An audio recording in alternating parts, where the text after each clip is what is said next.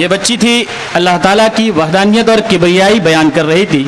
یقیناً آج کائنات جو ہے اس مخمصے میں مبتلا ہے کہ خدا ہے یا نہیں۔ اتنے بڑے بڑے کو نہیں سمجھتا، ہمارے چھوٹے چھوٹے بچوں نے اللہ تعالیٰ کی تعریف اور توصیف کے لیے کیا کیا اشعار جمع کر دیے۔ یقیناً کسی شاعر نے کہا ہے کہ شب غزیدہ ہوگی آخر جلوے خورشید سے، یہ چمن معمور ہوگا نغمہ توحید سے۔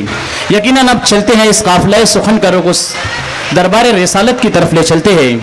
کہ جن کے دامنوں سے، جن کے طفیل میں ہمارے دامنوں میں دولت یقین آئی۔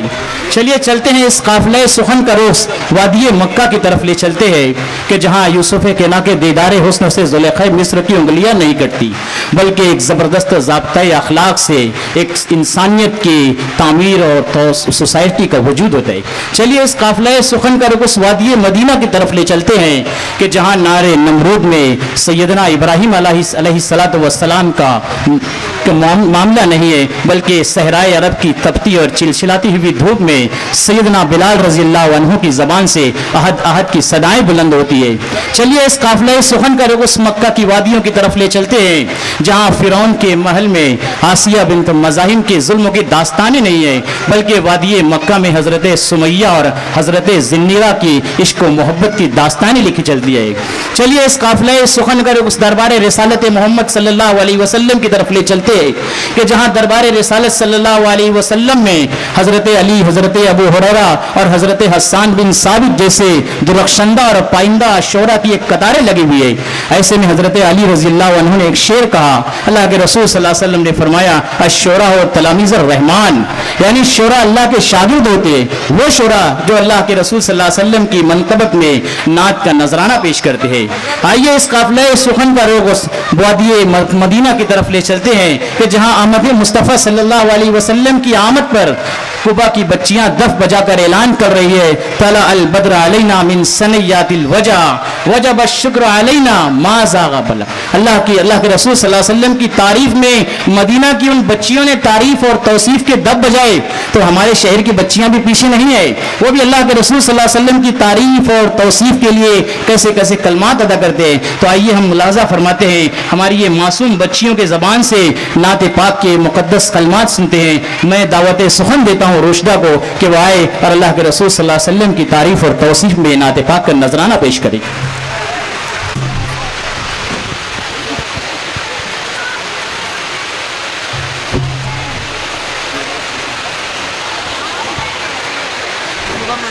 ہم نے آنکھوں سے دیکھا نہیں ہے مگر ہم نے آنکھوں سے دیکھا نہیں ہے مگر ان کی تصویر سینے میں موجود ہے، جس نے لا کر کلام الہی دیا، جس نے لا کر کلام الہی دیا، وہ محمد مدینے میں موجود ہے۔ پھول کھلتے ہیں پڑھ پڑھ کے صلی اللہ، پھول کھلتے ہیں پڑھ پڑھ کے صلی اللہ، جھوم کر کہہ رہی ہے یہ باد صبا، ایسی خوشبو چمن کے گلوں میں کہا،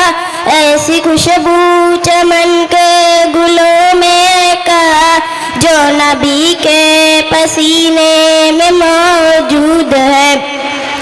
ہم نے آنکھوں سے دیکھا نہیں ہے مگر ہم نے آنکھوں سے دیکھا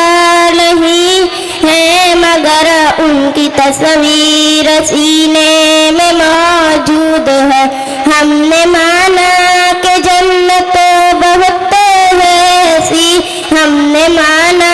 کہ جنت بہت ہے ایسی، چھوڑ کر ہم مدینہ نہ جائے کہیں، یوں تو جنت میں سب ہے مدینہ نہیں، یوں تو جنت میں سب ہے مدینہ نہیں، اور جنت مدینے میں موجود ہے۔ ہم نے آنکھوں سے دیکھا نہیں ہے مگر ہم نے آنکھوں سے دیکھا نہیں ہے مگر ان کی تصویر سینے میں موجود ایسا منظر زمانے میں دیکھا نہیں، ایسا منظر زمانے میں دیکھا نہیں، جیسا منظر مدینے میں موجود ہے، ہم نے آنکھوں سے دیکھا نہیں ہے مگر، ہم نے آنکھوں سے دیکھا نہیں ہے مگر، ان کی تصویر سینے میں موجود ہے، جس نے لا کر